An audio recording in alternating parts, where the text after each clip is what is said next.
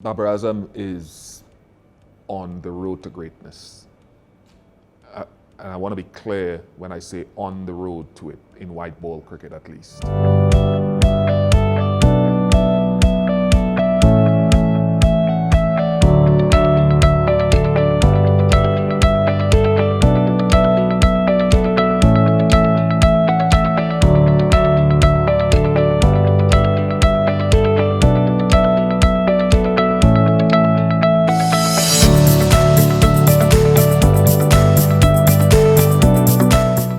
Last time I came was 2006, and what was good about this visit is to see the development from when I was a player to when I was a commentator in 2006, and to see the crowds back. I think it's brought a lot of energy, and when something has been absent for so long, you tend to see it with a different level of passion and a different appreciation for it. It seems fresh and vibrant and new, so it's great to be back.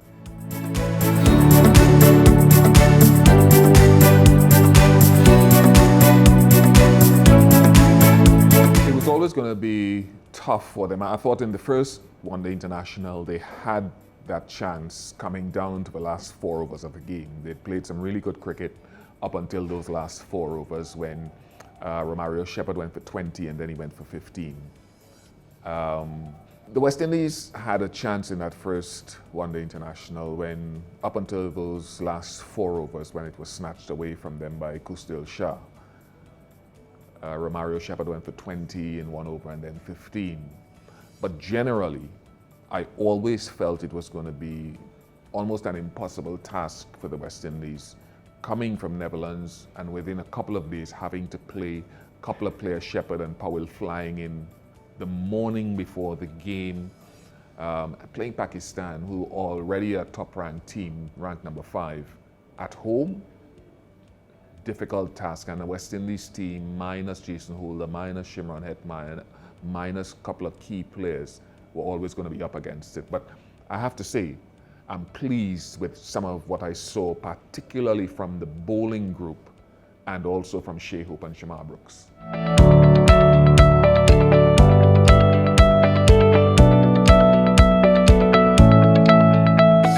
Pakistan have an enviable amount of depth in terms of guys who have a high ball speed, guys who can get up to 145 or more. It was great to hear Mohammad Hasnain had his action passed. So if he continues along that learning curve, that's another addition to that group. And what it comes down to now is maturing those guys, giving them the right direction, not necessarily coaching, but the right direction and mentoring. And look, we know that spin is important, but if you're going west and playing in Western conditions, the thing, as 1 or 2 other teams around the world have found out, is that fast bowling and batting will carry you to the top position. So again, I'll say it's an enviable amount of fast bowling depth that Pakistan have procured.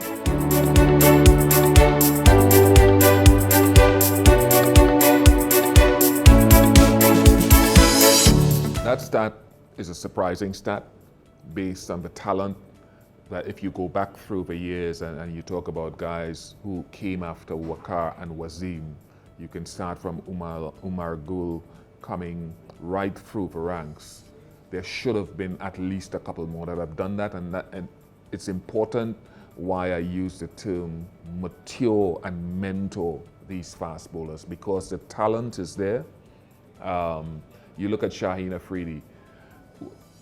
What would it take for Shaheen to get there? Management and mentoring, making sure that he's fit for the next 10 years. If he's fit for the next 10 years, he'll go past that. Mohammad Wasim Jr. is an impressive kid. Hassan Ali, if he can maintain fitness and form, can perhaps touch 200 wickets. So it's about management and maturity and showing faith and trust in these guys.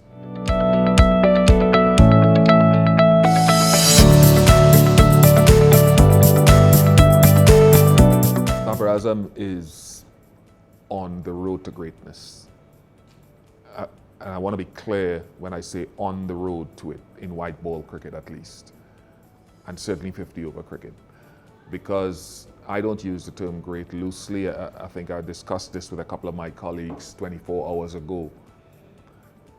It has to be a bigger sample size to bestow greatness on a player, but the average as it stands now, as we speak now, on the cusp of 60 with 17 ODI hundreds, he is almost overtaken his next door neighbor, the great Virat Kohli, in terms of the ultimate uber 50 over batsman, right? His test cricket, still a work in progress. And I'm actually surprised that he hadn't taken to test cricket and the numbers a lot earlier. He's starting to get better at it because technically he's superb. Straight lines, which is a particular fetish about batting that I like, the Tendulkars, the Kohlis, the guys like that, and Babar Azam is in that class. And it's a transferable skill from what I'd say 50 over to T20 or 50 over to test match cricket. So in future, I'm hoping that in test cricket, he will be mentioned in the same breath as the top 3 or 4 guys.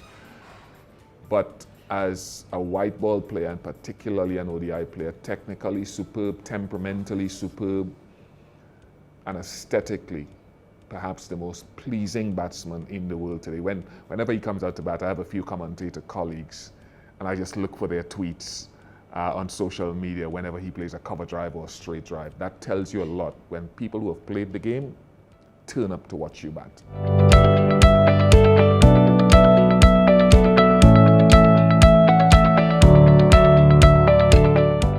I think 50 over cricket is under some pressure, and that is sad, and it's under pressure because of the scheduling, the shortest format of the game, and the desire to procure test match cricket, and 50 over cricket is sandwiched in between. So we're seeing an exponential rise in T20 leagues, which I don't have a problem with, and T20 cricket, and the desire to keep test match cricket going. And I don't know if the calendar can support all 3 formats, but look, the appreciation for 50 over cricket, you go back to the first World Cup in 75, then 79, and then India winning in the early 80s, and then Pakistan doing what they did in 1992 under the great leadership of Imran Khan. The last World Cup when England won, you saw the tears of joy when that happened. 2015 when New Zealand got to the final against Australia, who won. So 50 over cricket has an allure about it. Unfortunately, I don't know if the calendar can support all 3 formats. I don't know if Shaheen Shah Afridi can afford to play all 3 formats all year round. And I think something has to give.